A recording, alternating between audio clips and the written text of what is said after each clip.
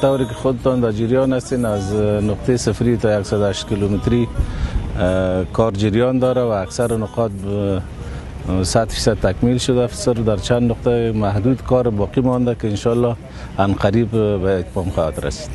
برای ما یک چیز غیر قابل باور بود که از این دشت‌های سوزان مزار ما بتونیم از این یک کانال بکشیم یا ساخت ساز کنیم پل چیزا را بسازیم.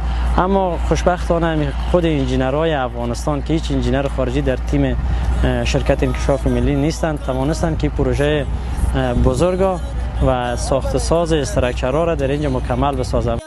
همچنان پل خط آهن حیرتان مزار نیز از ساختمان‌های مهم و اساسی فاز اول کانال قشتیپه می باشد که به طول 116 متر و عرض 6.5 متر کار آن رو به تکمیل شدن است.